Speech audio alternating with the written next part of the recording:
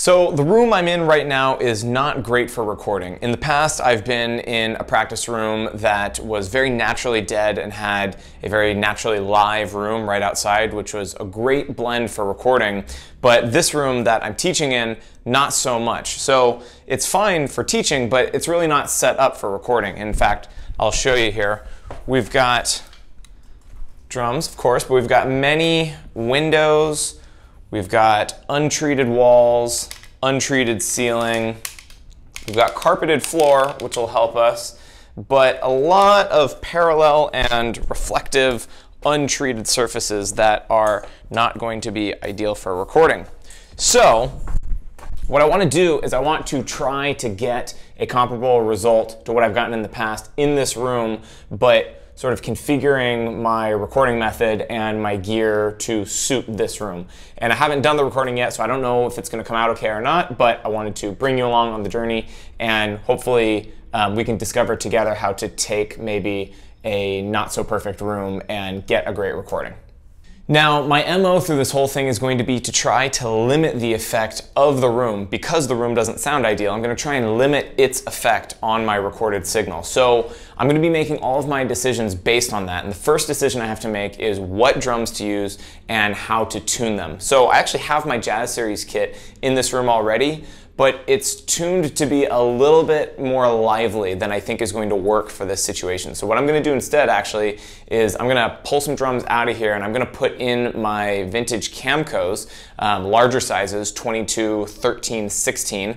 I'm gonna set up the rack tom on a snare stand to limit its resonance, and everything is going to be sort of formulated to be drier and deader to try and, again, eliminate the unwanted reflections in this room. I'm just gonna try and get everything as tight sounding as possible, and then I'll have some methods for bringing life back into the kit, hopefully later, that we can talk about.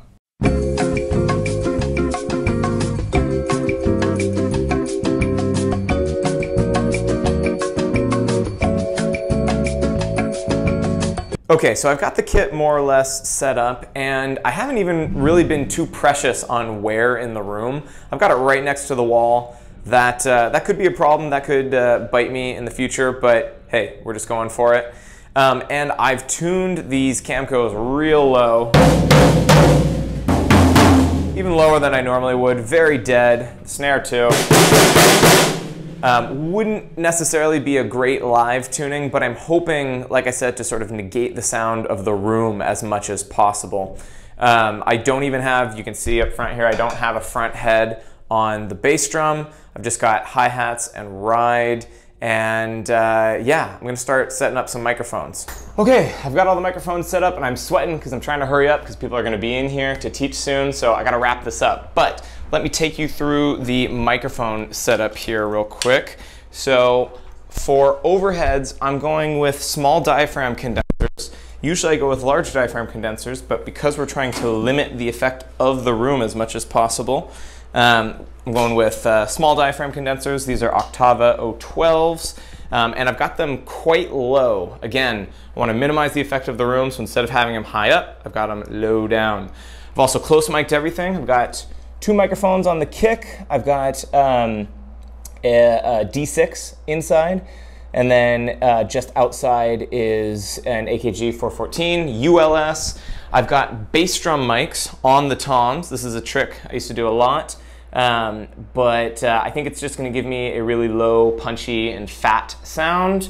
I've got a 57 on the snare, no snare bottom mic today. I've got a microphone on the hi-hat. I've got an SM7, and then to try and, oh, actually, can't forget this guy. This is the vintage MD12. That's going to be sort of capturing the center of the kit. Again, I want all this information that's very near the drum set and not really bound to the room. And then I've got the Coles 4038s as room mics. They're facing outwards just into the hallway, and I'm going to just try and capture some of the reverb that goes out there and bring some room back in if that ends up sounding good. So let's do some tracking. Let's see what it sounds like.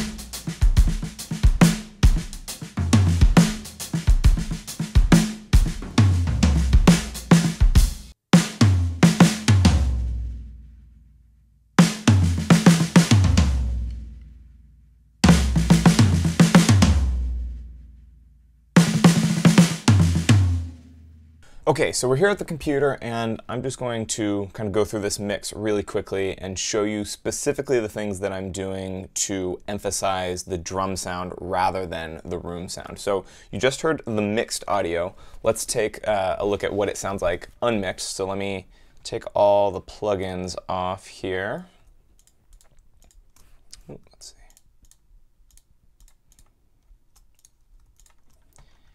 And sounds something like this.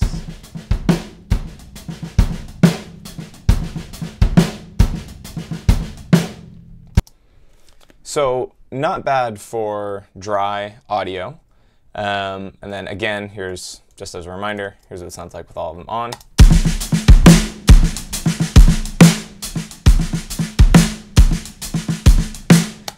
So let's take a look at each source quickly on its own. The bass drum, these are the two microphones blended together, unmixed.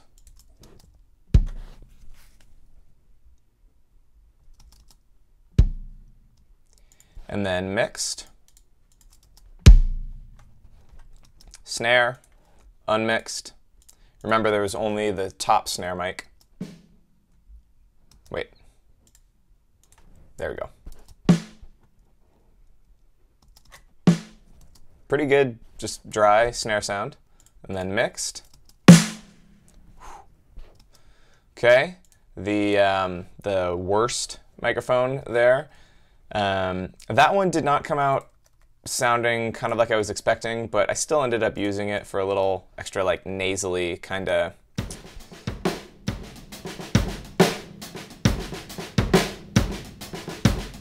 And then mixed.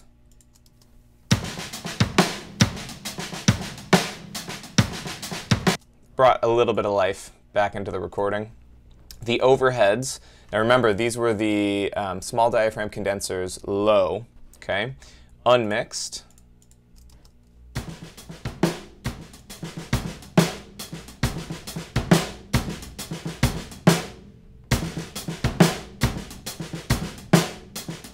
And they don't sound bad on their own, and you're not hearing as much of the room. But once I put the plugins in,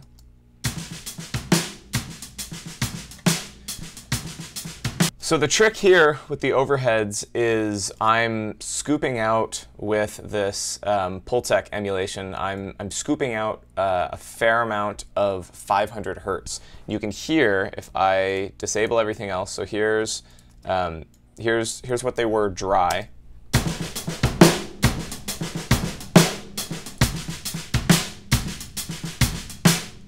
Then once I take out all of the 500, you can hear like that's where sort of the cloudy room sound was living. So just makes it a lot tighter sounding. And that's not great for every recording. Like that's not necessarily ideal, but I felt like it worked in this situation. And then the actual room microphones themselves, these are the Coles.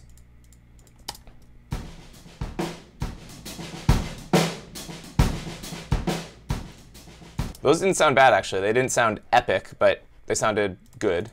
And then mixed.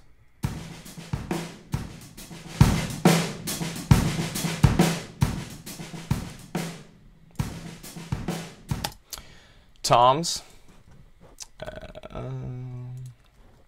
Tom 1. This had an AKG D112 on it. Dry. Mixed. Tom 2. This had a D6.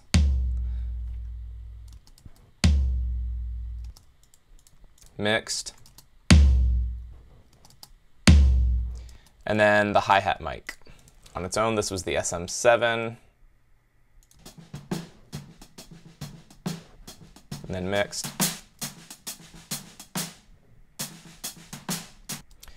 So I'm not really going to go over each like specific plugin and exactly what I did mixing wise, just to keep it short, but my overall, I'll go into my sort of overall mix philosophy here.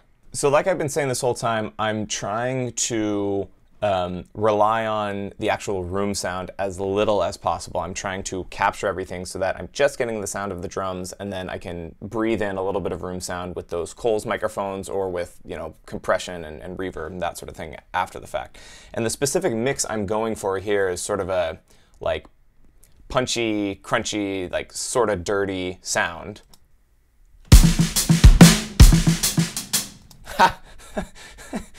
I guess I should choose better spots, but. And part of achieving this is not just in the mix and doing things like pulling out 500 hertz, that sort of thing, but also just relying on the close microphones more. Usually I would start with the overheads or the room sound, and I'd get that first, and then I'd just sort of bring in the close mics to reinforce that sound. But for this specifically, I wanted to do it the opposite because, again, you know, we don't like the sound of the room, so we're trying to sort of work around that. But with that said, well, first of all, I'll just show you here. If we just take kick, snare, and overhead, and if I take overhead in and out,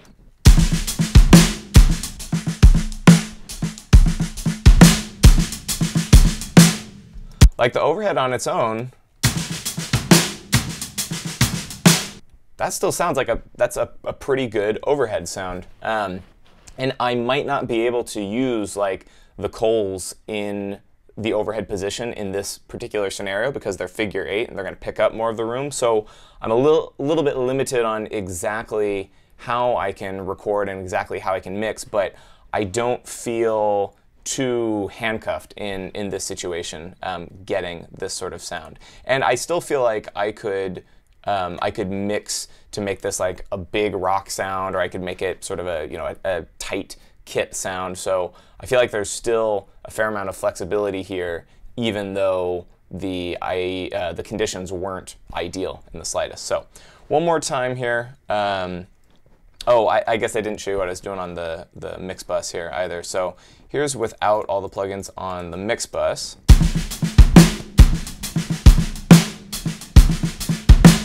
And then with.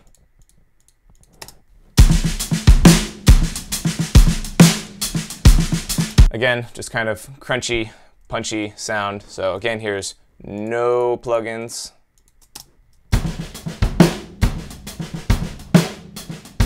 And then with. So as with any recording, the mixing is a big part of the sound, maybe more so in this than in other recordings I've done, but that would be the case in any recording you would find. So just to recap the steps we went through to get a good sounding recording out of a bad sounding room, we chose drums specifically for this purpose. I chose drier sounding drums, but you could take whatever drum set you're using and maybe just dampen it a little more than you would normally. We relied more heavily on close microphones, and the overheads that we used, rather than doing like a big wide spaced pair, we did a close XY with small diaphragm condensers, and we had that down low pretty darn close right over the top of the kit, just to capture kind of the cymbals and drums in their immediate proximity.